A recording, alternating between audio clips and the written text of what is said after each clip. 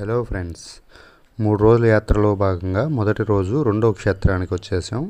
అది మరేదో కాదు, కాకతీయుల శిల్పకళా నైపుణ్యానికి నిలువుటద్దంగా నిలబడే 1000 స్తంభాల గుడి. ఈ దేవాలయం మీ అందరికీ బాగా సుపరిచితమే. ఎలాగంటే వర్షం సినిమాలో ప్రభాస్ హీరోయిన్ త్రిషల మధ్య ఎక్కువ సన్నివేశాలు ఈ దేవాలయం అనేది చిత్రీకరించడం జరిగింది.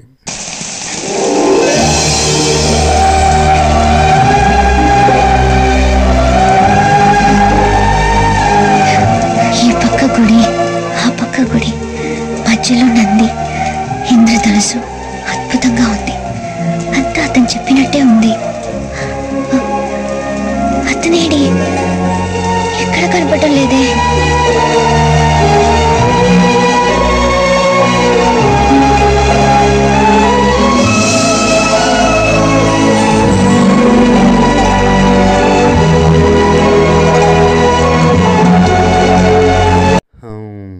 చూశారు కదా, అదే దేవాలయానికి ఇప్పుడు మేము చేరుకున్నాం. ఇప్పుడే దేవాలయంలోకి ఎంటర్ అవుతున్నాం. ఈ దేవాలయం ఎంట్రన్స్లో చక్కగా అటుపక్క ఇటుపక్క చెట్లు. ఇది దేవాలయం యొక్క నమూనా అన్నమాట. ఈ మ్యాప్లో ఆ దేవాలయం చుట్టుపక్కల ఉన్న పరిసరాలు మొత్తం ఓవర్ వ్యూ ఉంటుంది అన్నమాట.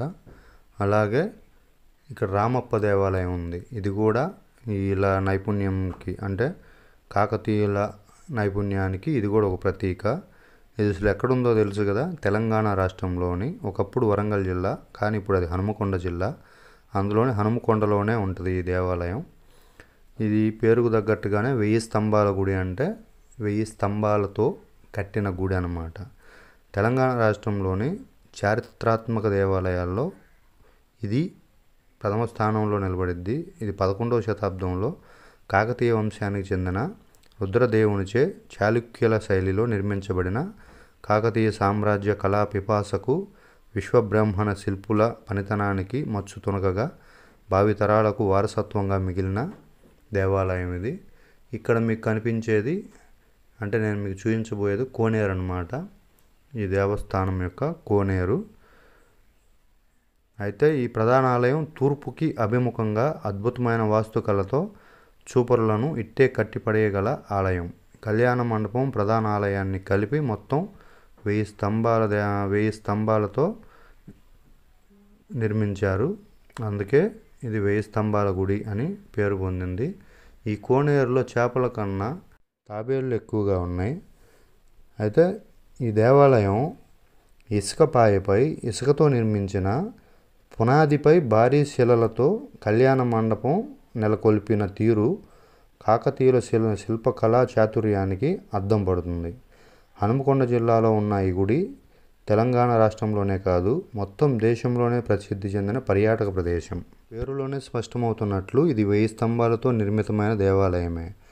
అయితే వాటిని లెక్కించడం కష్టతరమే. ఎందుకంటే కొన్ని విడివిడిగా ఉన్నప్పటికీ చాలా వరకు కలిసిపోయి ఉంటాయన్నమాట. ఇది కేవలం 1000 స్తంభాల గుడి అనే కాదు, ఆ స్తంభాలను నాణేలతో కానీ ఏదైనా లోహంతో కానీ లయబద్ధంగా తాగించినట్లయితే సప్తస్వరాలు వినబడతాయి. ఈ గుడి త్రికూటాత్మకంగా ఉంటుంది. ఈ కూటంలో మొత్తం 3 కూటాలలో ఒక కూటంలో శివుడు, ఇంకో కూటంలో విష్ణుమూర్తి, మరొక కూటంలో సూర్యభగవానుడు కొలువై ఉంటారు. ఇప్పుడు మీరు చూస్తున్న ఈ ప్రదేశంలోనే వర్షం సినిమాలోని సన్నివేశాలన్నీ చిత్రీకరించారు. ఇది ఆ త్రికూట దేవాలయం. అలాగే ఇది కళ్యాణ మండపం, అంటే కళ్యాణ మండపం అని పేరు, కానీ అది నిత్య మండపం అనమాట. ఇవేనమాట ఆ 1000 స్తంభాల్లోని మెయిన్ విడివిడిగా ఉన్న స్తంభాలు. ఈ స్తంభాలకే నాణేలను కానీ ఏదైనా లోహాన్ని కానీ తాకిస్తే సప్తస్వరాలు లయబద్ధంగా వినిపిస్తాయి. ఇది గుడి ప్రాంగణం అనమాట. ఇన్సైడ్ దేవాలయంలో విగ్రహాన్ని తీయటం అనేది చాలా వాటికి ఒప్పుకోరు. ఈ పైన చూస్తున్నారు కదా, నక్షత్రాకారంలో చెక్కబడిన స్తూపాలను గమనించవచ్చు. అక్కడ యోగా చేసుకునే హాల్, అంటే మెడిటేషన్ హాల్ కూడా ఉంది మెయిన్ సెంటర్లో. ఇప్పుడు మీరు చూస్తున్నారు చూడండి విగ్రహం. గుర్తుపట్టారా నందిని? ఎక్కడో చూసినట్లుంది కదా, ఇంకా గుర్తుకు రాలేదా?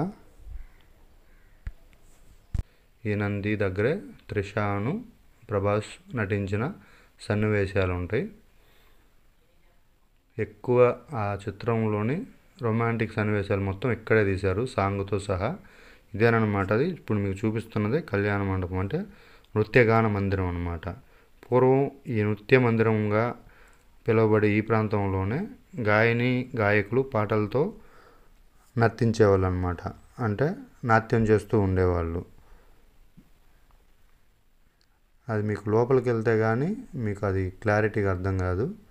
ఇప్పుడు ఇదే ఎంట్రన్స్ చూడండి, ఇదన్నమాట నృత్యం జరిగే ప్రాంతం. ఈ ప్రాంతం ఇక్కడ జరిగితే రాజుగారు కానీ ఆస్థాన పండితులు కానీ మిగిలిన వారు ఆస్థానంలో ఉండే మిగిలిన వారందరూ ఇక్కడ కూర్చొని చూసేవారనమాట. ఈ గుడి ప్రాచీన వైభవాన్ని, అద్భుత శిల్ప సౌందర్యాన్ని చాటుతూ ఈనాటికి చారిత్రక దర్పాన్ని ప్రదర్శిస్తున్నప్పటికీ శిథిలావస్థకు చేరుకుంటుంది. ఈ త్రికూటాత్మక ఆలయంలో దురదృష్టవశాత్తు సూర్యభగవానుడి విగ్రహం ప్రస్తుతం లేదన్నమాట.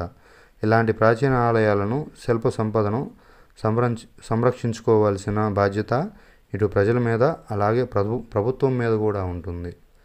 చూడండి, ఇక్కడ విశ్వబ్రాహ్మణుల కళా నైపుణ్యానికి నిదర్శనంగా నిలబడే ఈ స్తంభాలు, ఆ స్తంభానికి అటాచ్ అయి ఉన్న మండపాలను మీరు చాలా జాగ్రత్తగా గమనించవచ్చు.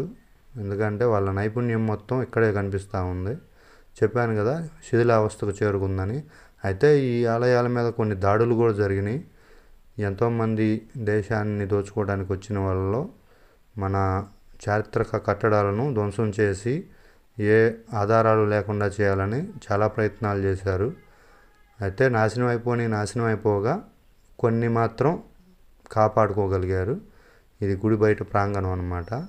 ఇక్కడ ఈ చెట్టు ఉంది కదా, ఇక్కడ కూడా చక్కగా పూజలు చేస్తూ దారాలు కడుతూ భక్తి శ్రద్ధలతో పూజించుకుంటున్నారు అందరూ.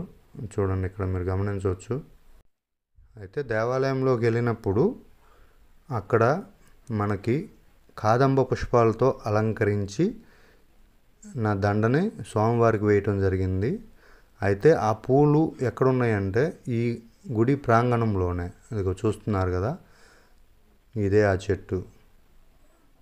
అది చూడండి, కాదంబ పూలు అవి. ఈ చెట్టు నుంచి సేకరించిన పూలతోనే మాలలుగా చేర్చి స్వామివారికి ప్రతిరోజు అర్పిస్తున్నారు అక్కడ పూజారులు. ఇది ఫ్రెండ్స్, కాకతీయుల నైపుణ్యానికి చిహ్నాలుగా మిగిలిన దేవాలయాల్లో ఒక దేవాలయం 1000 స్తంభాల గుడి చరిత్ర. నా వీడియో మీకు నచ్చితే లైక్ చేయటం, నా ఛానల్ని సబ్స్క్రైబ్ చేయటం, అలాగే మీ ఫ్రెండ్స్కి షేర్ చేయటం మాత్రం మర్చిపోవద్దు.